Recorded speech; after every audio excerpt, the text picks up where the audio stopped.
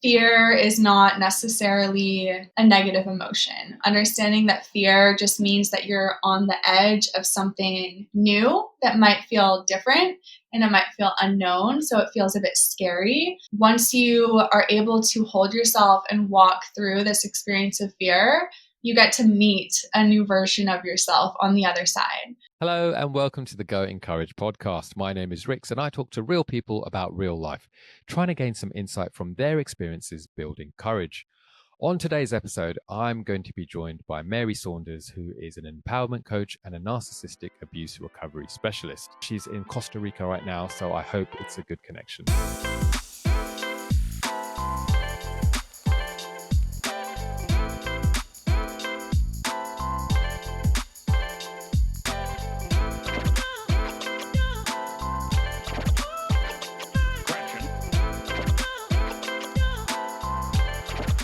Hello, Mary, and welcome to the Go Encourage podcast. How are you today?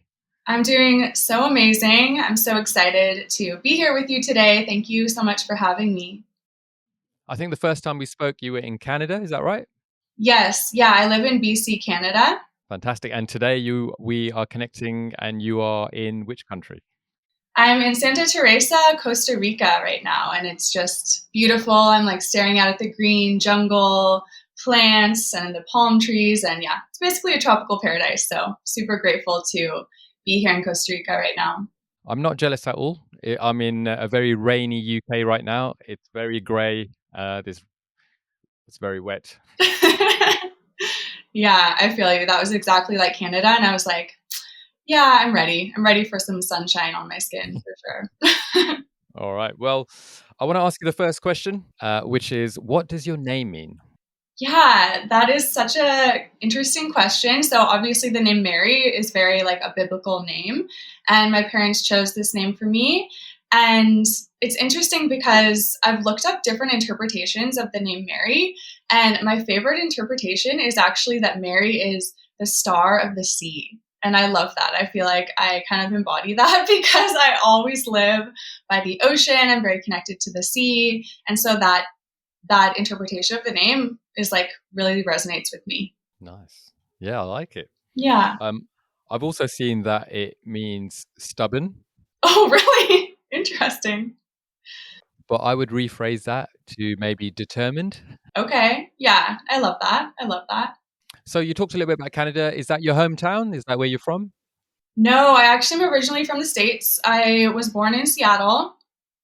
Grew up in a small town in Washington State called Winthrop, Washington. Tiny, tiny town, like 2,000 people total. So yeah, definitely grew up in like a small mountain town in the country of Washington. And then it wasn't until about 5 years ago that I made the transition of immigrating to Canada and calling BC home. And I've just totally fallen in love with BC since then. The nature there is just stunning, the mountains, the ocean, it's just so wild. And so you can definitely find me like hiking in the forest a lot, swimming in the ocean a lot. And yeah, definitely a West Coast girl though, for sure. Amazing. Yeah, I've yet to get out there. I've got some friends in Vancouver who are always like, come out. And so I'll get there one day. Yeah, definitely. Vancouver is beautiful. I love it. All right. And so can you share a little bit about your family dynamics maybe growing up? Yeah, I definitely grew up with some interesting family dynamics because my parents split when I was about 16. And so that definitely affected a lot of my adult life and just my relationships growing up, which is a lot of what I've been learning and working through throughout my life. I love my brother so much. Me and my brother have a close relationship. He is such a beautiful soul, such a beautiful human being. He's currently getting his PhD in astrophysics in Hawaii. So he's just like a genius. And I really just look up to him in a lot of ways and just appreciate him in my life. So did you say I might have missed that? Was he your older brother? He's actually 5 years younger than me. Okay. So Yeah. you're the firstborn, right? Yes, exactly. Checking those dynamics. Yeah. All right. And then thinking back to early childhood, was there a dream or an ambition that you had when you thought about yourself as an adult? So ever since I was a little girl, I've been a performer. I grew up studying ballet. And so I was always doing dance performances. I was like so dedicated to ballet. I would go to classes like 5 days a week, and I was just so into it. And that period of my life really taught me a lot about discipline and a lot about consistency and really doing things that you care about and really building on that.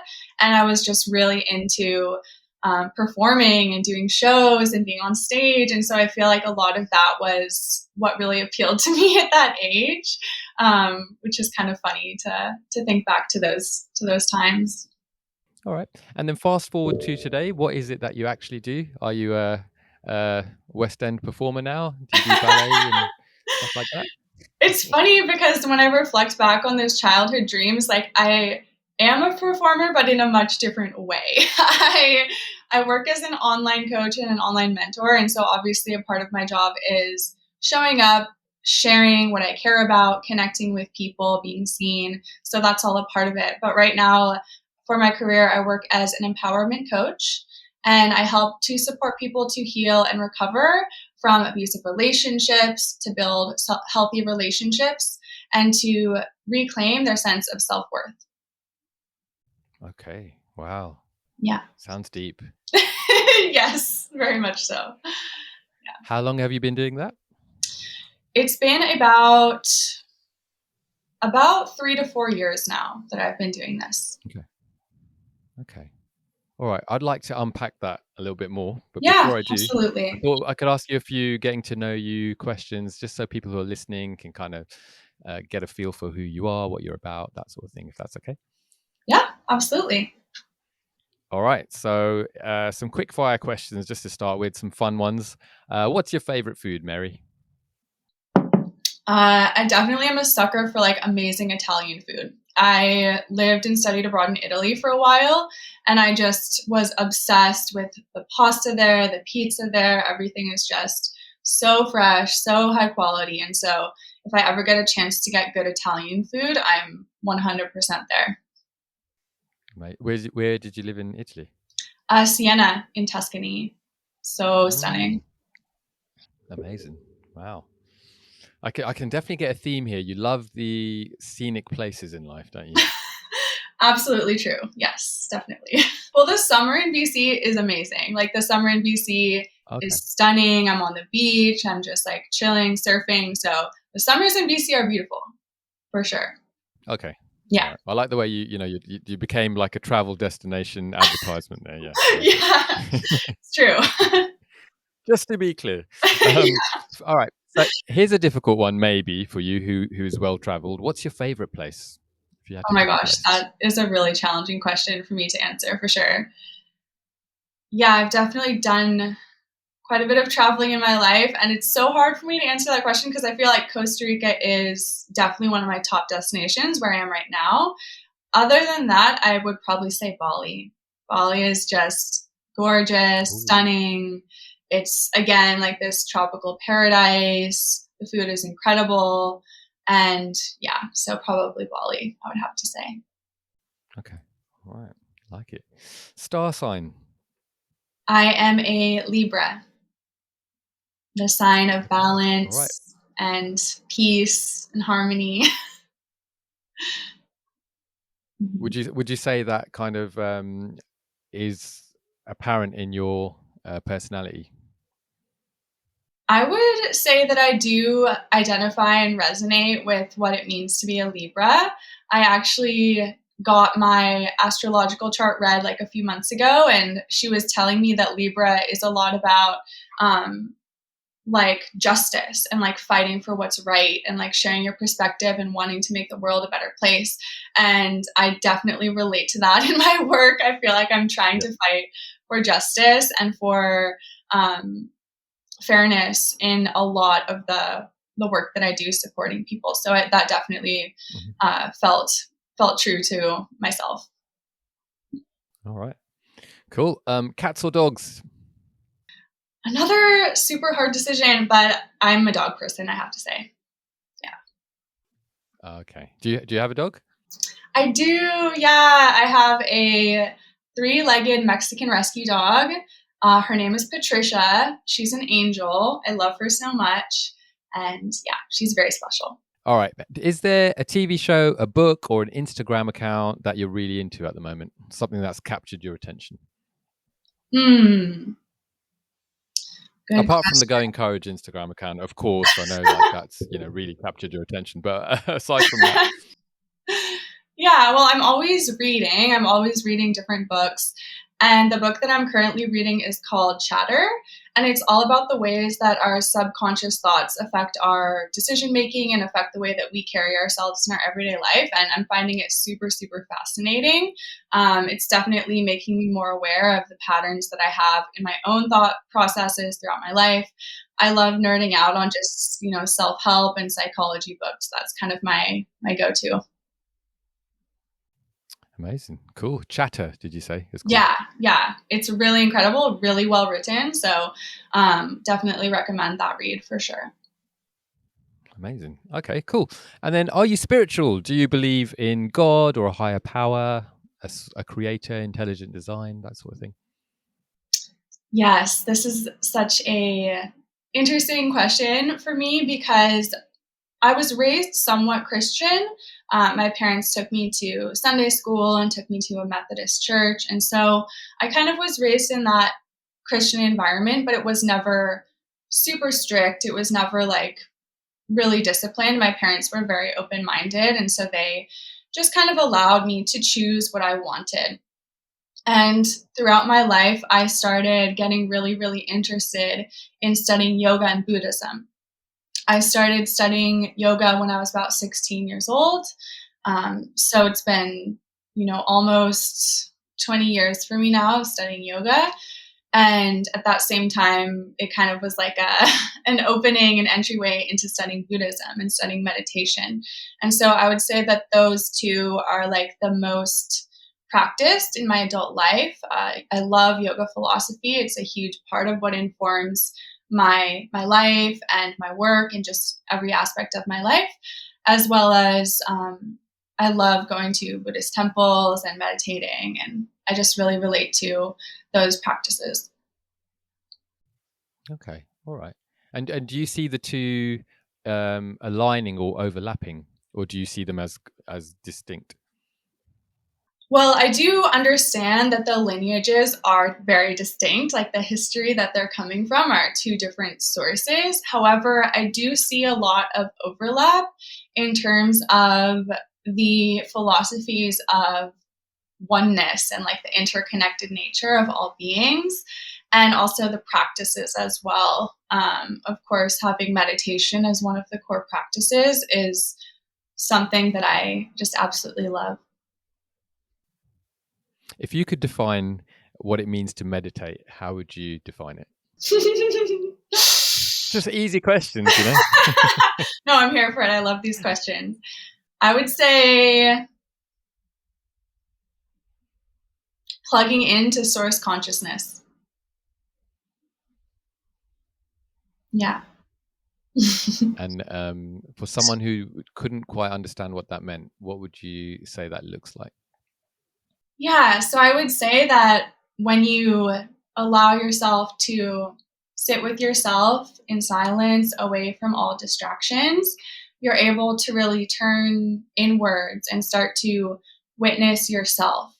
And when you start to witness yourself, you are realizing that who is the witnesser, right? There's a witnesser and then there's yourself. And so you start to realize that there's a greater perspective here, that there's a much larger perspective in which everything is connected. Mm-hmm, mm-hmm. Yeah, that makes sense. And I guess when we're talking about overlap there, you could see in maybe religious practices, we talked about Christianity there and Buddhism, there's a sense of looking inward and then realizing that there is something outward that connects us all. It kind of feels like what you're saying there. Absolutely. Absolutely. And also in understanding that the more you look inwards at yourself, you realize that you within yourself contain universes. Like there's so much to explore and so much to uncover and learn. simply from looking inwards. And you'll realize sometimes the practices seem so simple, literally just sitting there in silence, such a simple practice. But the way that it affects your mentality and affects the way that you act and the way that you carry yourself, outside of that meditation practice, you'll start to notice little shifts. You'll start to notice that you're starting to view things differently, that you're more present with what's happening, that you start to view other people in a different way. You have more empathy and compassion for others the more that you get to know yourself. Mm. It's amazing, isn't it? Because I think for me, coming from my background, I just thought meditation was a little bit of a joke. I thought it was a little bit of a waste of time. Yeah. It was for these kind of like spaced out kind of, be careful with my wording here, people who don't really have much to do in life, But then when it became a practice in my day to day, and I think there is a barrier to entry, and I think you do have to get over yourself a little bit as you push through, but it is a game changer, in terms of being present in the moment. Actually, it's almost like like a GPS system where you find yourself in amongst the rest of the universe, the rest of the world, and you can hear your own breathing, hear your thought patterns, really sense what's around you, and actually come alive and be present. And it's really, like you said, it's really simple, right? But it's so powerful. Yeah, absolutely. I totally agree with what you said, that sometimes people have this mentality of like, what can meditation do? It's literally just sitting there, But once you really start to drop into the practice, you realize how powerful it truly is and how much it does actually impact the rest of your life once you start to make that a consistent practice for yourself. And I think, especially today in society's fast paced world, we're so overstimulated, we're so bombarded, we're so busy. Having that meditation practice is so healing. It's like exactly what you need in order to just come back to yourself, come back to center, and really connect with yourself, with your true self. Yeah, love it. Would you say you're an introvert or an extrovert, Mary? I'm an introvert, actually, surprisingly. So, yeah, I definitely need a lot of alone time to recharge. My partner is such an extrovert, and he is loving just meeting strangers, going out to parties all the time. And I'm like, I'm gonna stay home and read. So, yeah, I'm definitely an introvert for sure. Yeah, I'm really interested in that. A lot of people that I've spoken to who are introverts do seem to attract extrovert partners, Yeah, or actually. vice versa. I don't know, right? Yeah, it's so funny, but I think that it makes sense because it's like we balance each other out. And I love extroverts. Like I love being around extroverts. So it's kind of like the yin and the yang, the balance. Mm, that balance, yeah, makes sense. I wonder though, from a mathematical perspective, if two extroverts would match, great. An extrovert and an introvert would match, great. But two introverts might not ever meet each other because they're spending too much time So true. looking inward. So true. Okay, all right. Have you done the have you done the love languages test? I have. Yes, I have. hmm Okay. Would you like to share your top two? Yeah, definitely. So when I did the love languages test, my number one was words of affirmation. So true. I love I love words of affirmation. And the second was physical touch. So definitely very real for me. Mhm. I wonder if you don't mind me asking. You've mentioned your partner now, so I'm like with my relationship hat on. What do you know his two? Yes, yes. His two were physical touch. So we're good there. We have that matching. And then the second of his, I believe, was acts of service. And so that's something that we've been, learning about each other and navigating is like, how can we give each other that affection in the other person's love language rather than in our own? Because sometimes you just give the other person the type of love language that you would like to receive, but that's actually not what they would Yeah. like to receive. Yeah, totally. And I think it becomes your default as well.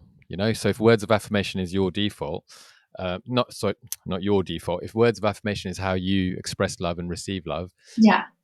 naturally by default that's how you'll give love to people. Yeah, I think so. It's great that you're aware. I like it. Yeah.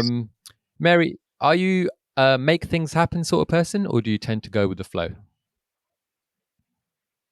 Honestly, it's kind of a balance of both. Okay, it's that Libra in you balancing out. Absolutely, yeah, absolutely. I definitely believe in taking aligned action towards your goals. I feel like that's gotten me to where I am today, is because if I really want something, I really go out and get it. Like, I take action towards it. So I'm not just sitting back and doing nothing with my life. Like, I'm definitely taking a lot of aligned action. However, at the same time, I feel like sometimes we try to control everything and get so obsessed with being super productive and almost get addicted to that like productivity and chasing goals. And so I do think that you need that balance of surrender and just like, yes, staying aligned to your goals, but at the same time staying open to other opportunities that might present themselves that are just kind of spontaneous. Yeah, I like that. It's almost like building a structured framework to allow for spontaneous things to happen, if that makes sense. Yeah, I love that. Yeah, it's definitely a balance for me. Okay. Everyone loves a good compliment, and words of affirmation is your top love language. So, what's a compliment that's been said about you that's been really meaningful to you? Hmm. My absolute favorite, I don't even know if you'd call it a compliment, but my absolute favorite, words to receive these days are just hearing from people how much I've helped positively impact their life. That is like the best thing I could ever hear in my entire life, to just hear that I helped a woman to break free of an unhealthy relationship or pattern in her life, or that I helped someone, find more clarity and wisdom and understanding about what they're going through. And that really helped them to heal. And so anything that I can do to feel like I'm positively impacting another person's life, even if it's just in a small way, it gives me life. It's definitely what I live for these days, for sure. Oh, I love that you said it gives me life. That's awesome. Yeah, so Yeah, true. sounds really fulfilling. And I suppose as a coach as well, like you couldn't really ask for much more than that in terms of feedback. Yeah. Yeah, and it's so special to me to receive these messages all the time now from people from all around the world, and it just feels so special, and I definitely don't take it for granted. I still receive these messages and sometimes just cry because I am just like, wow, it's actually so crazy that I'm impacting, this woman from Australia and this person from, Asia and this person from the US and this person from Canada. It's like, wow, this is really, really incredible and really special. Mm. And how beautiful that you can do that across the world now with technology. It's incredible. So incredible what we can do when we start to use the internet and technology with intention. Yeah, and I think, lockdown, I don't know what title to give it without it having a little thing that pops up and says, "Oh, you've said the word." But when we were all locked down, can I say that? Yeah, Um, I think it really helped people who weren't very good at connecting via video become the norm, because the technology has been around for ages, right? But it wasn't until that happened that you got people who would then be quite willing to jump on a Zoom call, and then you can make connections with people around the world like we're doing now. absolutely. Yeah. Yeah, Okay. definitely. Sorry, Gun, you're going to say something. Oh, yeah, I was just going to add that, yeah, 2020 was the year that I started my online business. And so I was absolutely one of those people. I was absolutely one of those people that made that transition to online work at that time. And I'm honestly really grateful that I did. Yeah. All right. Okay. And then what's a common misunderstanding that people may have about you or the work that you do? Yeah, so one of the one of the things that I get a lot in my work, I work with narcissistic abuse recovery specifically. And a lot of people think that the word narcissist is overused. They think that people are just like throwing it around and that that's not a good thing and that it's being like too popularized. But I actually completely disagree. I think that it is such a good thing that people are finally speaking out about their experiences dealing with narcissistic abuse so that people can start to understand better what it actually is and what it isn't. So I think that when a word is being used more and more and more, it actually can be a really positive thing because, of course, some people misunderstand it. Of course, some people use it in the wrong context. But my intention is that people will use this opportunity to actually educate themselves and to learn more what it actually truly is. And so I think that's a belief that I hold that some people would probably disagree with, is that I think that we should continue to speak out and talk about this experience. Yeah, I get that. I think people can overuse the word when it's used instead of something a lot simpler. Oh, let me give you an example of what I'm trying to say. So Yeah. if someone's standing in a line ordering coffee and they're a little bit late for work and their coffee's arriving a little bit late and they're a bit frustrated or maybe a little bit scared they're going to get told off, they'd say, I've had so much anxiety this morning over my coffee. And for someone who's been through anxiety, I would say, hey, that's not anxiety, that's mismanagement of time and feeling a bit frustrated. Yeah. So I think narcissism can be applied to people who aren't actually narcissist by nature or maybe don't have a narcissistic personality disorder.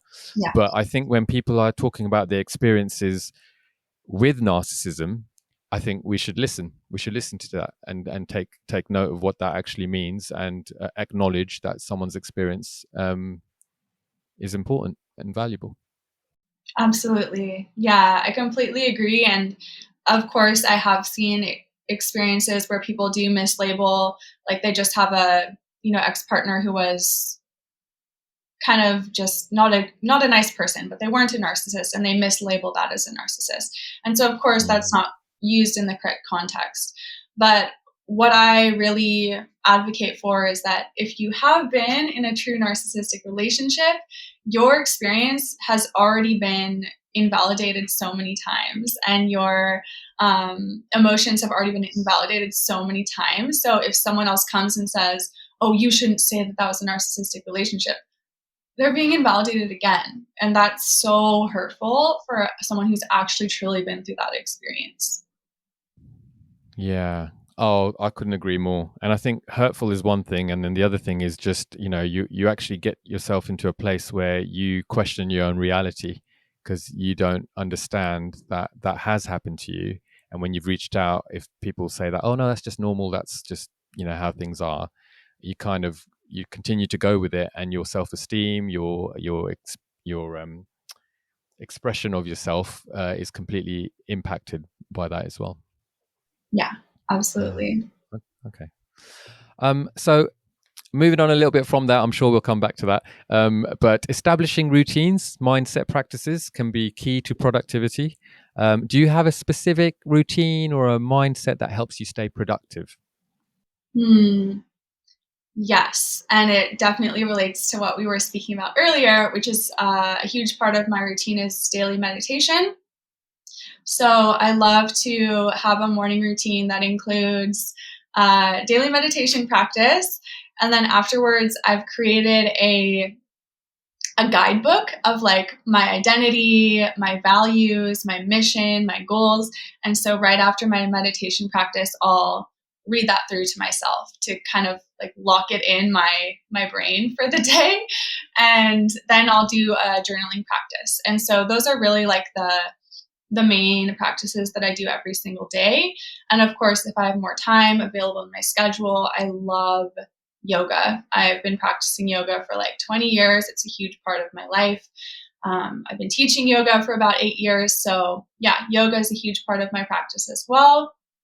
And yeah, I'd say those are like my main practices that just help support me through whatever I have on my plate.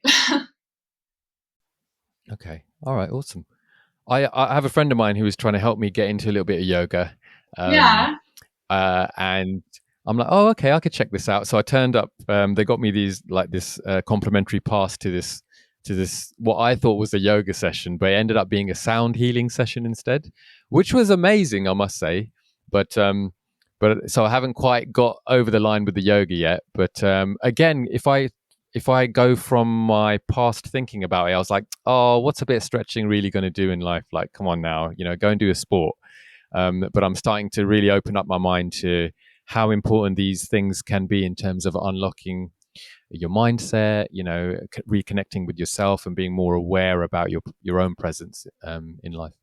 I feel like yoga is such a nourishing practice for everybody, no matter who you are, no matter your gender, how old you are. It's for everybody. Thank you for that. I think there is something to do in terms of productivity, something to say in terms of productivity when it comes to courage. I think for me and my background with anxiety, I think there was a lot of chaos. And I think getting things done sometimes requires some planning, some strategic thinking. So I think it's really interesting for me to find what other people do in order to sort of stay focused and stay on point when it comes to their purpose. So thank you for that. Absolutely. Yeah, I'm always curious to hear what other people do as well. We can learn so much from each other. Yeah, absolutely. I'm glad you said that actually, because I think part of my purpose and heart for this podcast is not to say that any of us are really experts at everything, but I think there's so much gold in each of us. And going back to what you were saying about, all being connected, I think we can learn so much from different experiences, different people, different insights, different cultures, all that kind of stuff. And maybe not even learn everything, but just kind of be impacted and wrestle with different ideas. Otherwise, you're kind of just stuck in your lane and you don't know any different. Yeah, I completely agree with that. I feel like we all have so much to learn from each other and share with each other. And I love that the internet and technology allows us to do that in a much more effortless way. Okay, Mary, I'm going to ask you the big question. Are you ready for it? The big one.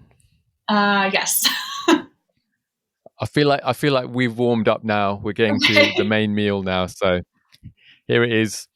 Mary, what does courage mean to you? Yes. So I really sat with this and I was thinking about how courage has showed up in my life. And I truly feel like courage is standing so strong in your own truth, like standing so strong in what your soul is telling you and not being swayed by outside influences and really living your life from that place, taking actions from that place and really staying in alignment with your truth. Okay, and then how would, if I was listening to this and I heard that and I was kind of maybe far from that place, what would you say to someone who's maybe not living in their truth or really understanding why they are so fearful all the time? Yeah, I definitely relate to what you're saying because I lived my life in that place for a long time. I definitely have had portions of my life where I felt like nothing is right. I'm working a job that I hate. I'm in a relationship that's super unhealthy. I'm feeling really anxious and really depressed and really low. And it's that feeling of stuckness, of just I'm stuck here. I can't do anything. This is just how it is. And it's just that feeling of suffering and not being satisfied with your life and with where you're at. And I feel like so many people are either in this place now or have been in this place at some point throughout their lives. And so when I really think about what snapped me out of that and what took me out of that place, for me it was I had to reach a rock bottom. And I had to kind of allow the fact that I wasn't satisfied with my life and all the decisions that I was making to carry me to a huge rock bottom moment, to snap me out of it and awaken me to realize this is not okay anymore. I need to make some really big changes in my life. And that is really what I had to do. So it was kind of almost like not even really a choice. It was almost like forced upon me. But I'm honestly really grateful that I had that awakening moment, because ever since then I have been creating my life so intentionally. Instead of saying yes to things that didn't feel right for me, I now say no, and I only say yes when things are completely aligned. I'm taking a lot more action in terms of really creating my life from a place of like, what do I truly want in this life? Like my highest vision, rather than just in the past, like settling and being like, okay, well, this is okay for now. So I would say that there's been so many changes that I could talk about, but those are like the main ones that come to mind. Okay. And if it's okay, and share what you're comfortable sharing. What was the rock bottom moment for you that got you to that place of, right, I need to do something? Yeah, definitely. So, as I mentioned, I was living in Seattle. I was working, serving at a restaurant, and I was like drinking a lot and going out all the time. I was in a relationship with someone who I thought was really good for me. They seemed really good. They seemed really awesome at the beginning. But then as the relationship went on, they became incredibly abusive towards me. They belittled me. They talked down to me. They were very controlling towards me. Um, and I actually stayed in the relationship because I was scared of being alone. And so I look back on this time in my life, and I was just in such a dark place. I was so lost, and I was just so numb. I was like numbing myself from just experiencing life. And I had a really hard time standing up for myself. I was just feeling really disempowered, basically. And so this whole situation kept going on and getting worse and worse and worse and worse, until it really reached like a breaking point in about 2017, where I was in this really abusive situation with this ex-partner. He was beyond abusive towards me, and it got really scary, like a really scary moment. And that was the awakening for me, where it was like, how have I gone to this point? Like, how have I allowed my life to spiral into this place? This is not me. This is not me anymore. And so in that moment, I completely just pressed like the reset button on everything. I just left that marriage, got a divorce. And this was when I was 30, so pretty young for that. And I completely, moved. I started a new career. I started listening to my purpose, made new friends, and I basically, started my entire life over. It felt like I was kind of being reborn in a way. It was so challenging. It was such a challenging time of my life, but I look back on that time and I'm just like, wow, I'm so grateful that I made that decision. I'm so grateful that I got out and I finally said enough is enough. And I went in a completely different direction. I'd love to sort of unpack some of what you did in order to find purpose and discover things. But before I do that, if it's okay, just to go a little bit into that feeling of loneliness that you had. If I leave this relationship, and I'm so sorry you had that experience, by the way, but if I leave this relationship, I'm going to be alone. And so I think, when I'm having conversations with people, it's a theme that seems to come up. People tolerate things that are not okay because they're scared of being alone. And you know, I'm a big believer that you can't be controlled by fear, or we try our best to kind of really address those fears. Um, do you remember what kind of things were going through your mind in terms of if you were to leave that relationship, what maybe some of your fears were? Yeah, definitely. So I think that so many humans on this earth feel this same fear of being alone. Definitely most of the people that I work with and I've talked to, this is like a major fear. So I know that I'm not alone in this. when I say this. But for me personally, one of my main fears was actually like breaking the illusion of perfection. Like in this relationship, it seemed like picture perfect on the outside. There was like, Instagram photos of us at like luxury villas in Tulum drinking champagne, and everyone was commenting, being like, "Oh, this looks so amazing. I'm so happy for you." You know what I mean? So it was like this illusion of a perfect, happy engagement and marriage, and that I had been upkeeping.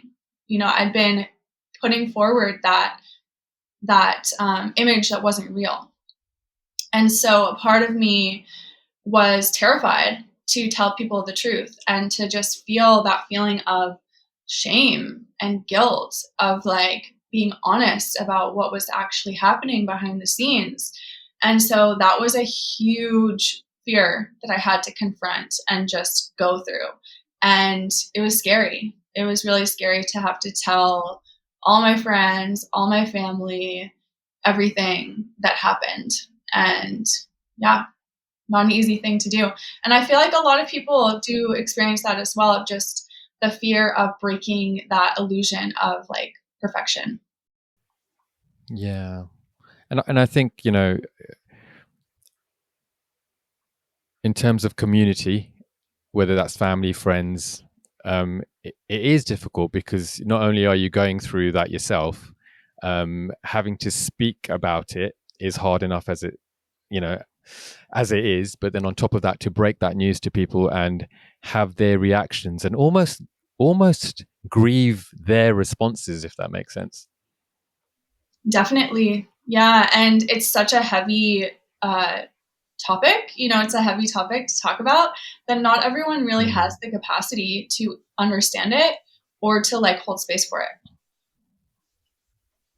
Yeah. Yeah. It's strange. Slightly side note here, but it's strange because the ones that I've come across who are the most supportive, the most empathetic, and show a lot of grace are people who have had that experience or been close to that experience. Um, and it's usually the ones who haven't, who have the most amount of advice and the most amount of, let's say, judgment on how to fix things or how to move forward, without the grace and the support that comes with it. And I think I can't remember your exact words there, but it is understanding that not everyone has the capacity to understand the situation and all that it entails. Absolutely. Yeah. And I think that's also been a part of my process, is just understanding that not everyone will understand. And so that's why I've been so passionate about educating people so that people can understand better.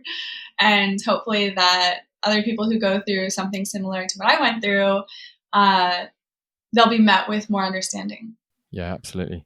And I think as someone who's a victim of abuse, whether that's emotional, physical, um, spiritual, I'm trying to think of what other spheres of abuse there is, but anyone who's been a victim of that, I think you're already dealing with a lot of trauma. Yes. Trying to then put that out there for people to unpick and speak into, it takes a lot of vulnerability, and it doesn't feel very courageous. I know that much. But I guess the question I'm building up to here is, you got to that point, you realized in yourself, I need to make a change. What did you do? What was your very next step for Mary? I mean, what was your next step? Yeah. My first step was to reach out for support. Reach out for support from people that I knew had my best interest at heart, who I knew would understand me and could, hold me and support me through what I was going through. So for me, that was like my family. They were really understanding, really compassionate for me through that time. Some of my close friends, my circle of women friends in the city that I was living, they supported me so much, like so much through that time. And so I reached out for that type of support. And then I also started reaching out for, therapy support, for body work support. I started attending a trauma-informed yoga class and training, which was a hugely impactful part of my healing process, which was releasing trauma somatically through the body. I knew that yoga was a huge part of my life and a huge part of my practice. And so I knew that it could help support me through this time. And so I went a level deeper and I started studying trauma-informed yoga, which is a form of somatic healing, which means that you're allowing your body to release trauma that's actually stored within your body, stored within your physical body. Mm-hmm. And this was actually such a important piece of my healing process, coupled with traditional talk therapy. But it just really helped me to feel safe in myself again after going through a lot of traumatic experiences. It helped me to feel calm and regulated within myself. And I think it just helped my healing process tremendously. Moving forward from that, it sounds like you reached out for some support. There's some therapy involved in that, both talking therapy and then there's this healing experience, there's yoga. And so as you walked through that, or I should say, as you worked through that, did you start to see and notice a change in you dramatically on an incline, or was it more of a gradual kind of process for you? Yeah, so for me personally, I'd say that the healing process is constant. Like, it's not just like I healed in a month or I healed in 2 months and I was just done and I was like, I'm good. No, it's like the healing process has been years for me in the making. And I wouldn't say I'm like even perfectly healed now. I'm still working through things, I'm still healing through things. But for me, within the first year, really, I devoted my goal for myself is I'm going to devote like one whole year just to myself, just to my own healing. And it was such a beautiful process. And I do feel like I accomplished a lot in that period of time. And after that period of a year, I felt so much lighter, so much healthier, so much better. And so, everyone heals at different rates. I wouldn't say it's like a one size fits all of like, a year or however long. I think it's different for everyone and it depends what you're doing. But yeah, I always like to say that the healing process isn't linear. You're going to have, really good days and then you're going to have hard days. And you're going to have good days and hard days. And it kind of goes like that. It's not like you're healed and then your life is perfect. It's like, it's kind of a constant process. Yeah. And it's not like it rears its ugly head back again as well, because it does sometimes, doesn't it? When you think back, like, so I used to have daily panic attacks, chronic anxiety, depression about 20 years ago. And then now I don't really have panic attacks, or I don't really experience high levels of anxiety. But that's not to say that it can't happen. And I find myself, catching those thought patterns early to say, well, actually, hang on a minute, I know where this goes. So let's tackle it. And I suppose that's the same with what you're saying as well. It's not like this click, I'm done, I'm healed, off I go, I won't have that problem again, Yeah, absolutely. And I feel like that's the amazing thing about having support is if you have the right support and you have tools in your toolbox, like you were saying, you just feel like it's never going to spiral as much as it used to, but the triggers still might come up. So a trigger of like a past trauma might surface, might come up to the surface to be felt. And yeah, it will be uncomfortable. And yeah, it might feel a little bit, uncomfortable for a while, but at least now I definitely feel like I have the tools and the practices to come back to myself. So I'm not going to, spiral downwards. Yeah. Makes sense. And part of that is really about self-love. It's about knowing yourself. It's about seeing where you're at, taking an assessment of what's going on in your heart, in your head. And so I noticed on your socials, you talk a lot about self-worth and healthy love. Are you able to unpack a little bit of that with us today? Yeah. So this experience of living through a narcissistic abusive relationship was a huge awakening for me in many ways. And it was a huge awakening for me in terms of all of the places within myself that were honestly a match to that relationship, which can be really challenging to confront these parts of ourselves and to take that accountability and to take that ownership of your role in the dynamic. However, it is really necessary. And so, a lot of the things that I've personally learned throughout this experience are the places in myself where I was lacking boundaries, the places in myself that I wasn't speaking up for what I actually wanted and needed, the places in myself where I was actually very codependent and I actually, would stay in the relationship even if it wasn't right. And so, in healing these parts of myself and focusing on these imbalances within myself, I was able to feel super confident to be in a really healthy relationship. And I'm now been in a relationship for 4 years with my partner who is so amazing. He's so supportive and loving, and I'm like so grateful for him every day. He really respects me, treats me with so much kindness, communicates really well, and yeah, it just feels like a completely different situation than anything I've ever experienced before. And so that's something that I really love to help support my clients through is understanding the parts within themselves that were a match to unhealthy relationship patterns. And then once they're able to heal those parts of themselves and find more balance, then they're just naturally going to be a match for a much healthier relationship. And it's funny, many of my clients have actually come to me healing from unhealthy relationships, and they've actually managed to meet like really incredible healthy partners afterwards, which just makes me super happy. Yeah. Okay.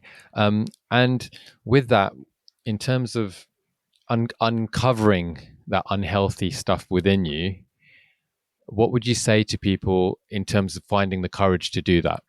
We talked a little bit about talk therapy there. Would you say that's a good place to start? Would you do I know this is going to sound silly, like a feedback form with your friends? Hey, can you call out some of the stuff that you've seen in me over the years? Safe people, obviously.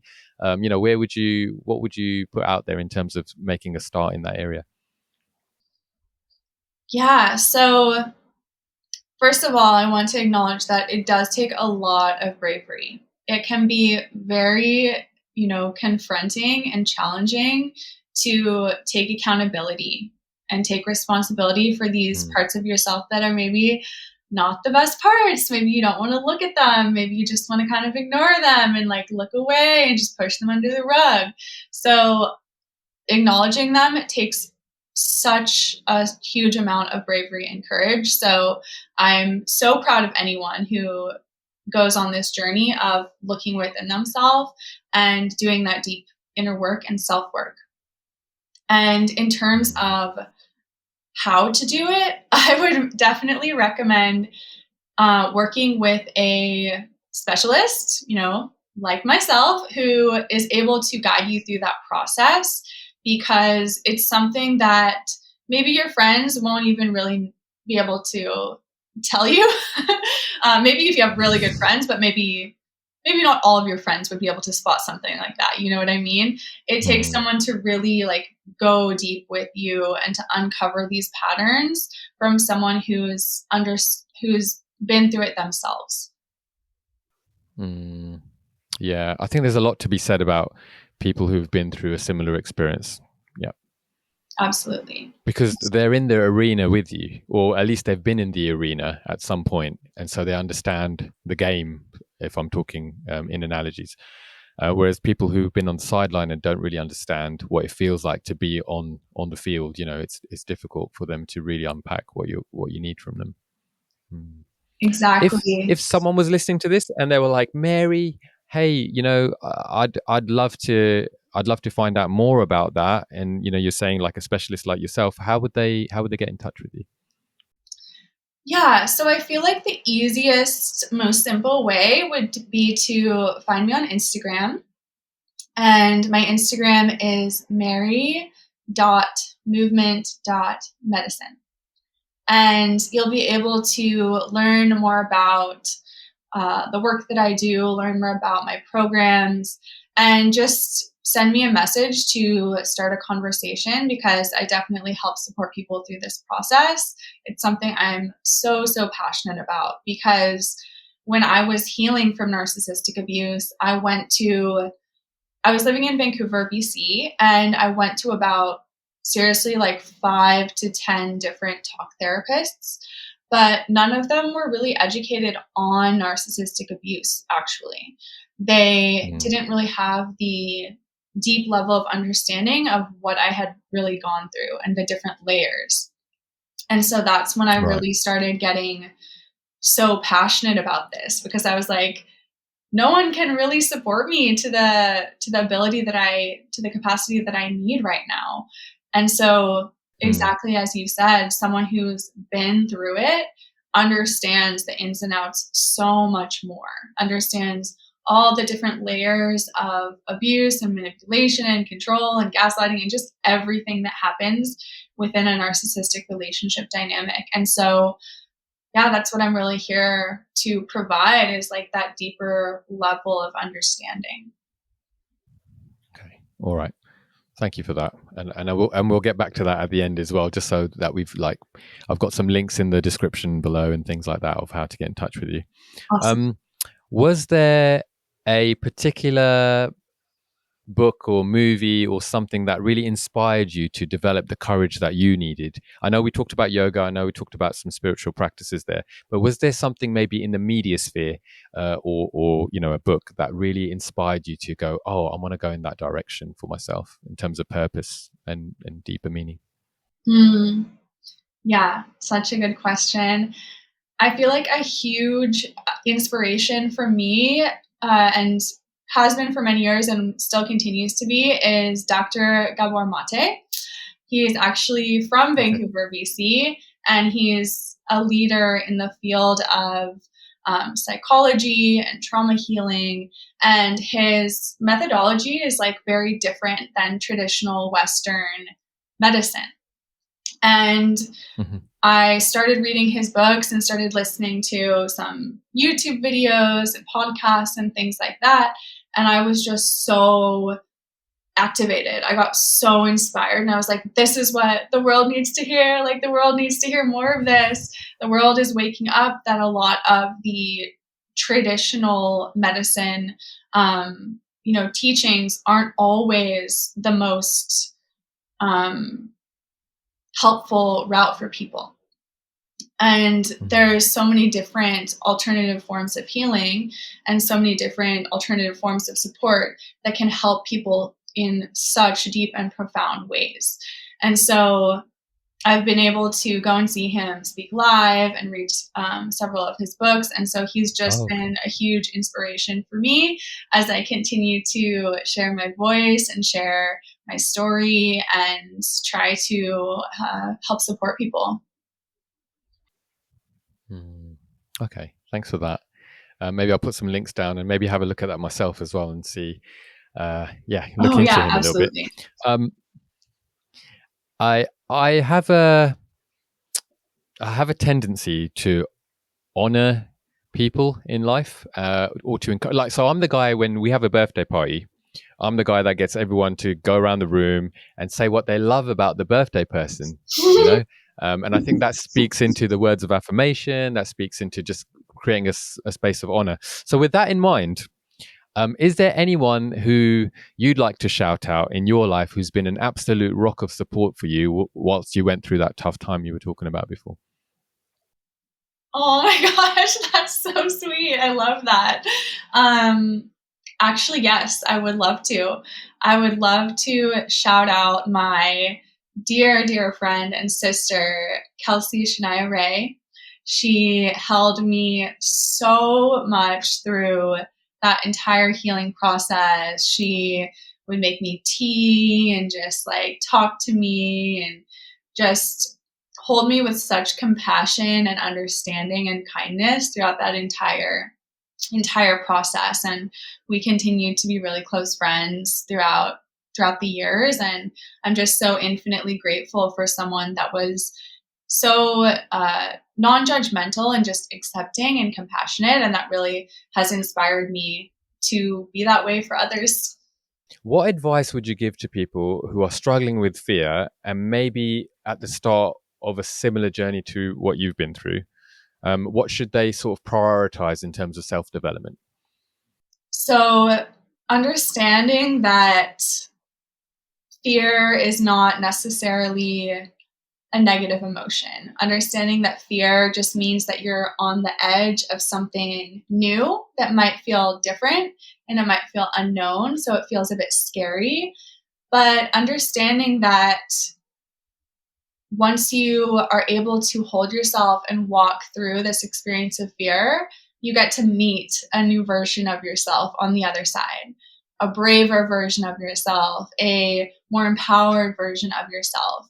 And this is something that is so powerful and profound about life, because fear never really goes away, does it? It just keeps coming up in different levels, right? If you're living the type of life where you're pushing yourself and you're trying new things and you want to develop and grow, which is probably the type of people who listen to your podcast, you understand that fear will come up at different levels. And so understanding that you have the ability and capacity to hold yourself through fear in order to really grow and expand on the other side of that. Yeah, really good. And I guess part of doing that is to confront it, isn't it? To say, okay, earlier on you talked about maybe like avoiding looking at the darker sides of yourself, but Yeah. actually it is about turning your head towards it and saying, I acknowledge I have this. I'm not sure what I'm going to do about it, but I'm going to take a step in that direction. Yeah, honestly, awareness is the first step. And just even having that level of awareness and taking accountability is the game changer in and of itself. Yeah. Okay. All right. Are there any key takeaways you'd like people to go away with today after our little conversation here? Yeah, I feel like the message that's coming through is just, no matter what you're going through, no matter if you're going through a dark night of the soul, if you're feeling numb, if you're feeling stuck, if you're feeling lost or anxious or depressed, just trusting that you do have the ability within you to make changes and to grow and evolve from this experience. Every single thing in your life is an opportunity for growth and development if you live your life in that way, if you have that perspective and that frame of mind. And, oftentimes it can feel like there's no way out, but I can assure you from my experience and what I've lived through that there is always a way out, as long as you dedicate yourself to your vision and you commit to taking those next steps forward. Okay. Thank you for that. And that's something that you help people on their journey with, isn't it? To identify with what their vision is and how to take steps to go in that direction. Is that part of your, is it soul business activator, I think you called it? Is that right? Yes, absolutely. So I went through this major transformation journey in terms of healing from narcissistic abuse and regaining my sense of self-worth and really stepping into my purpose after that.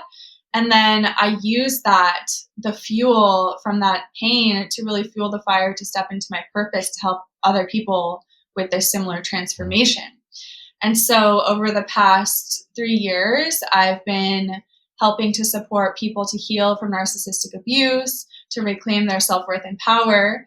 And now I'm really taking the next evolution, which is to help to support people to step deeper into their purpose. Like if you've gone through a really deep transformation and you want to step deeper into your level of confidence and self-worth and purpose, that's something that I'm really passionate about, helping people to really own their gifts and to really step deeper into that role as like a healer and a guide and a leader. Beautiful. And so if someone is listening today and they'd like to get in touch with you, can you give us your Instagram again, please? And I'll put it in the description below as well. Absolutely, yes. My Instagram is mary.movement.medicine. I'm just so grateful to have this opportunity to connect with you, to have this conversation. It's been really beautiful, and I hope that it reaches the people who are meant to receive this message. And yeah, so grateful to share space and to drop in deeper today. What I'd throw back as a man is I'm really interested in the male mental health space. I've worked with people in different kind of group settings, worked one-to-one. Part of the job that I do on the side at the moment is working with people who have barriers to overcome. And a common theme that I'm seeing is, and I'm not talking about all men. I understand there's a whole bunch of us guys out there who don't want to connect emotionally and have no desire to do so. But I know there's a whole bunch of men who are really trying to raise their emotional IQ and going out there to look for resources. And I think there's a lot out there for women, or at least it feels like there's a lot out there for women. But I think there are a whole bunch of men who are trying to get on a journey of navigating that space. And so for people like yourself, I'm throwing out, partner with people, try and create a little bit more opportunities for men to reach out as well and signpost them into different directions. Because I think as soon as you hear someone works with women, it's like, okay, all right, I need to go elsewhere. So yeah, I'm throwing that out there to all my wellness contacts now to say, hey, I got some men, they need some help. Let's help them. Thank you for that. Yeah, I truly appreciate that perspective. And I do agree. I think that there's not as much mental health support for men. And I think that that's really needed. So I really hear you on that. Fantastic. Thank you so much for sharing your experience. Thank you for sharing your insights. I always learn something, and I've learned some stuff today. So thank you. I'll look out for your yoga tips as well. I'll wait for that to drop in my email inbox. So thank you for that in advance. Well, thank you again. If you're listening and you got something out of this conversation, please do reach out to Mary. You can reach out to me as well. You can do it via Instagram, probably is the easiest and best way. Links are in the description below. And whatever you're going through, as tough as it might be, if you're feeling scared of becoming lonely whilst being in an unhealthy relationship, if you're trying to find more purpose in life and trying to find an alignment, if you're trying to figure out what kind of shadow things that you need to work on within yourself, my encouragement, and I'm including Mary in this as well, is to keep moving forward and to go in courage. So thank you for listening, and I'll see you on the next one. Hey, really hope you enjoyed that episode with Mary. Do reach out to her via her Instagram if you'd like to follow up from this conversation, if you'd like to ask questions, or if you'd like to find out more about the services that she offers. If you'd like to get in touch with me, you can also do that via the handle on Instagram, which is @goencourage. And you can reach out to me if you've got any feedback, if you've got something that you'd like to share, or if you have questions about this episode. If you're on YouTube, do subscribe to the channel via YouTube. It really helps this platform grow, does all that algorithm magic that I was saying earlier on. And I would appreciate your support in that way. All right, whatever you're doing in life, keep moving forward. There's a courage journal if you like. You can get that on the website. There are specialists out there that are ready to take your call. There's helplines that I tend to put up on Instagram, which are UK based. So yeah, I want you to move forward. I want you to grow. I want you to face parts of yourself that maybe you don't want to, in order to just live a life which is meaningful, which has purpose, and brings freedom and peace to yourself. All right, I'll see you on the next one. Keep moving forward and go in courage.